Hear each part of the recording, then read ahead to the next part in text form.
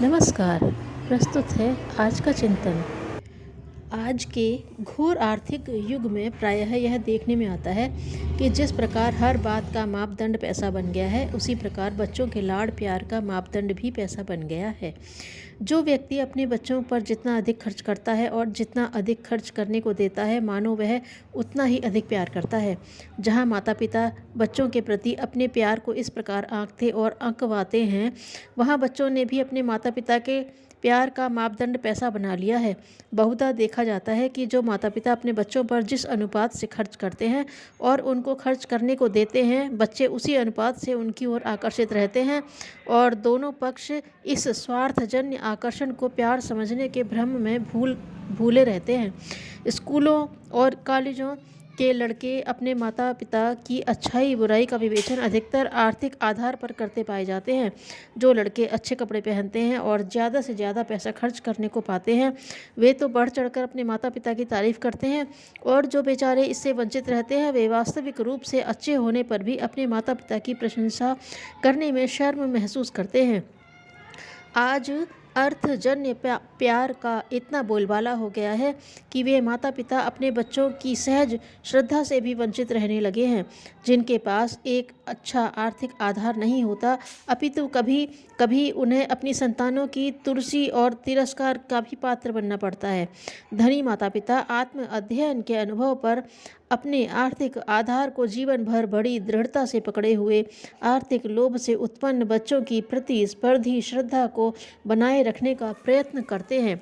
उनका मानना है कि पैसे के लोभ के कारण ही संतान सेवा करेगी, अतः धन का लालच उन्हें दिखाते रहा जाए। उन्हें संतानों से अधिक अपने पैसे पर अधिक भरोसा रहता है। यह सब अर्थ के प्रति बच्चों का गलत दृष्टिकोण विकसित करा देने का ही परिणाम है। बच्चों के जरा रोने रूठने और नाराज होने पर तुरंत पैसा देकर मनाने का अभ्यास उनके भविष्य के लिए एक भयानक भूमिका है। इस प्रकार वे पैसे के लोभी बन जाते हैं और बिना बात रूठ कर माँ बाप का आर्थिक शोषण करने के आदी हो जाते हैं, जो आगे चलकर परिस्थितिवश उनके बीच नापसंदगी का कारण बन सकता है।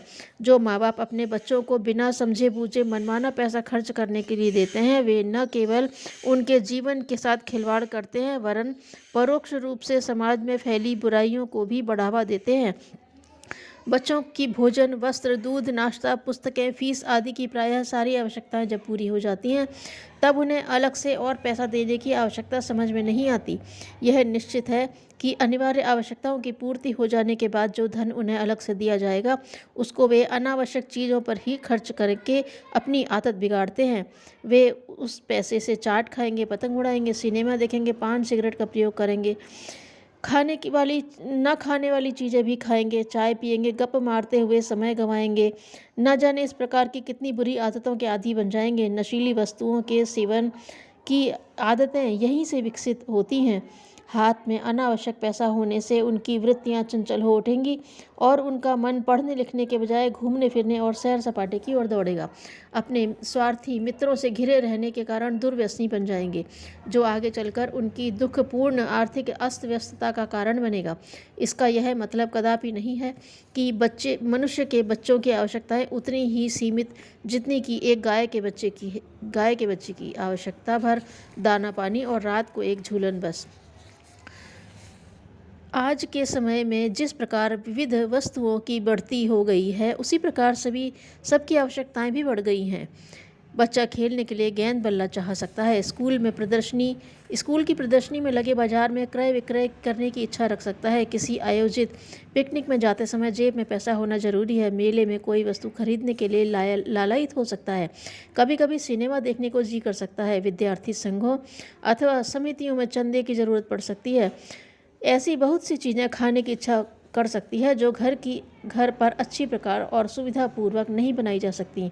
कोई अच्छी पुस्तक अथवा पत्रिका पढ़ने का मन हो सकता है, अथवा जेब में पैसा रहने से सुखद संतोष की कामना कर सकता है आदि। बच्चे की ऐसी बहुत सी अतिरिक्त एवं सामयिक आवश्यकताएं हो सकती हैं। बच्चे को पैसे के दर्शन न करना अथवा उसकी सामयिक एवं अतिरिक्त आवश्यकताओं के लिए पैसे न देना भी उसके साथ अन्याय करना होगा। बच्चे को पैसे की बुराइयों से बचाने के लिए आर्थिक पाश को इतना न कसिए कि वह कसमसाकर दरिद्र भावना से शिकार हो जाए।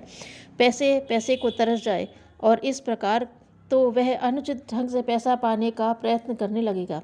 आप अपने बच्चे को पैसा दीजिए, किंतु एक निश्चित सीमा तक जिम्मेदारी के साथ। उसे हर बात पर पैसा का आदी न बनाइए और ना ही उसको बार बार पैसा देकर पीछा छुड़ाने की कोशिश कीजिए। और यह बात तो मस्तिष्क से बिल्कुल निकाल दीजिए कि बच्चे को बहुत अधिक शान शौकत से रखना और अधिक अथवा खर्च के लिए अधिक से अधिक धन देना कोई आर्थिक गौरव अथवा सामाजिक प्रतिष्ठा की बात है। बच्चे की अतिरिक्त आवश्यकता के औचित्य अनुचित्य का पता इस ढंग से लगाइए कि वह यह न समझने पाए कि उसकी मांग पर संदेह किया जा रहा है अथवा उसकी जासूसी की जा रही है। बच्चा जब पैसा मांगे तब प्यार से उसकी ज़रूरत की बाबत पूछिए। तब उसे न तो झिड़किए न शर्मिंदा ही कीजिए, वरन प्यार से कहिए कि देखो, तुम जिस काम के लिए पैसा चाहते हो उसको स्वयं बुरा समझते हो। बच्चे पर इसकी स्वस्थ प्रतिक्रिया होगी और शर्माकर फिर कभी दुरुपयोग के लिए पैसे की मांग नहीं करेंगे। और यदि देखें कि उसकी मांग उचित है तो अवश्य उसे पूरा करने का भरसक प्रयत्न कीजिए। बच्चे को पैसा दीजिए और माँ के पास जमा करने की आदत डालिए। कभी कभी अपने पास पैसे की कमी बतलाकर उससे उधार मांगिए और उसकी बचत की सराहना करते हुए कहिए, वाह भाई, इस समय तुम्हारी बचत से हमारा अटकाव दूर कर दिया। इस प्रकार उसमें आकस्मिक आवश्यकता के लिए बचत करने का उत्साह बढ़ेगा। उसकी बचत से उसे स्थायी शोभा, स्थायी उपयोगिता अथवा स्थायी अभिरुचि की चीज़ें खरीदवाइए, जिससे उसकी उपयोगिता तथा सौंदर्य के प्रति अभिरुचि उत्पन्न होगी। अधिकतर बच्चे के अतिरिक्त व्यय की मात्रा निश्चित धनराशि में रखिए और उसको घर का आय व्यय का बजट बनाते समय पास बिठाइए।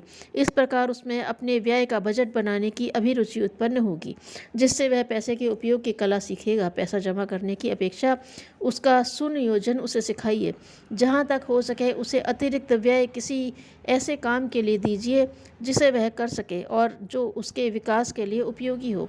इस प्रकार उसमें श्रम करने की आदत तो पड़ेगी ही, साथ ही धनोपार्जन की कठिनता को भी समझने लगेगा।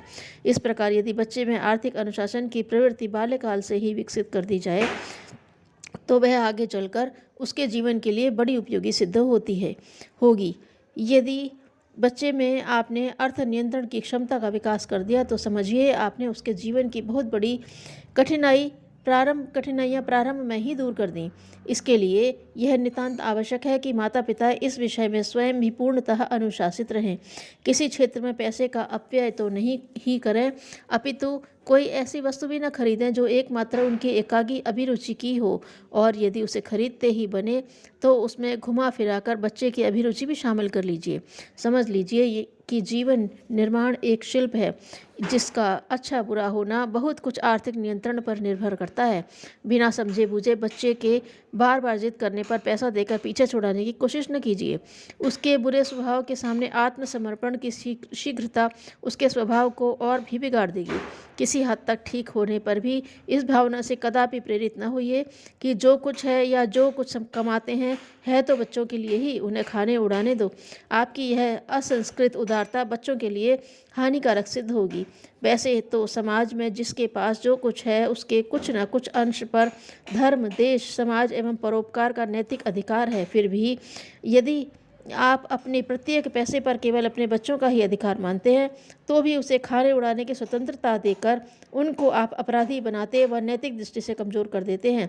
अन्य दुर्व्यसनों की भांति अपव्यय भी एक ऐसा व्यसन है जो बचपन से लग जाने पर आजीवन पीछा नहीं छोड़ता।